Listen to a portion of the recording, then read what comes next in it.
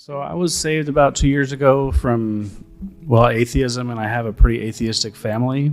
And so I've been trying to share the gospel with them ever since I was saved. And just finally recently, I'm engaged in a conversation with my sister, and she's wanting to get into a discussion about evidence.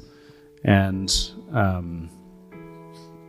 I'm just curious if you guys could touch on, should I engage in that or not? If not, at what point do you draw the line? And, I've listened to sermons on not casting your pearls before swine, so I'm just kind of lost as to where to go from here. Any sincere question, any sincere, genuine question deserves a sincere answer. But know this, that all the answers from science, culture, whatever, is not going to convert her. It's going to be the gospel. Always go to the gospel, the gospel, the gospel. How does a man... Let me give you an example. There's a brother I know in the mountains of Peru. He was pagan Catholic, which is, as many of you know, in Latin America, it's a mixture of a paganism and a Catholicism. The whole village was. One day, a little man, unimpressive, came in there and shared a gospel message. Immediately, this man believed.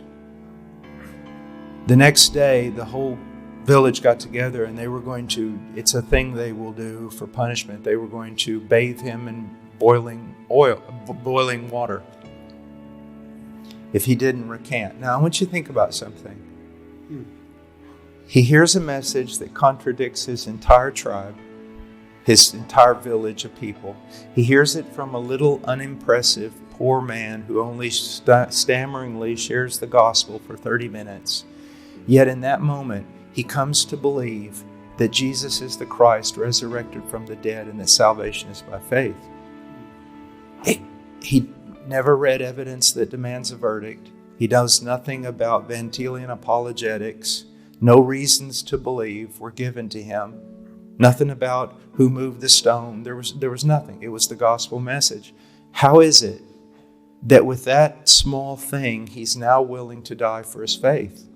I think John Calvin, one of his greatest contributions in theology was to answer that question using Scripture, that it was the work of the Spirit of God testifying to the truth of the message, illuminating his heart and regenerating him.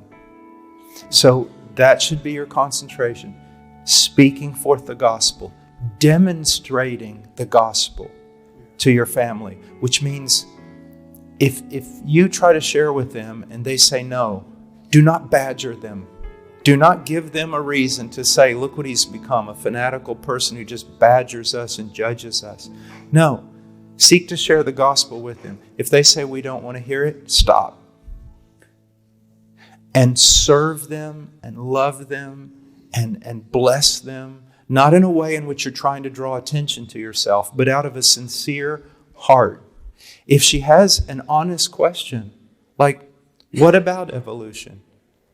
You can answer that question, but not thinking that by answering all her questions, you're going to bring her to Christ.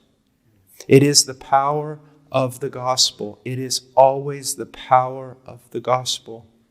And I love what Spurgeon and others have said, with the Scriptures, you don't have to defend the Scriptures any more than you have to defend a lion. Let him out of the cage, he'll defend himself. Let me give you one other example. I remember I was on a plane having a wonderful conversation with this unbelieving man. And then I said, can I take the next few minutes and share with you the gospel, my faith? And he turned in just one moment, no, I don't want to hear anything about your religion. Now, if I was really zealous, I would have kept going, right? And I said, okay. Now, what was it you were saying about your sister? And I kept talking with him. I kept serving him. And you know what happened? He got up. Now, if I would have badgered him, what would he have done? He'd have got off the plane, got his bags, met with his other friends at the bar there, during the layover and said, I was badgered by one of those fanatical evangelicals. Gosh, it was horrible. I'm glad I got off that plane. But because I didn't do that, he got up before me. He was actually sitting on this side. He got up in the aisle. He got his bag, was getting ready to leave. I was still here. And he took one step and he stopped. And he turned around and he said, I am so sorry. I'm so sorry. I had no reason to be that way with you. Do you see? And you want to. We have a lot of college students, and one of the things I always have to tell them: look, you've been converted, and now you're saying to me, your parents have gone to church for 25 years, and you don't think they're Christians and everything. Let's talk about how you're going to act when you get home.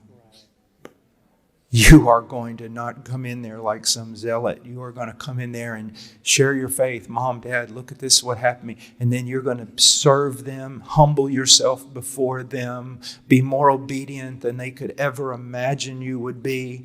And they're going to start asking you, tell us more about this faith of yours.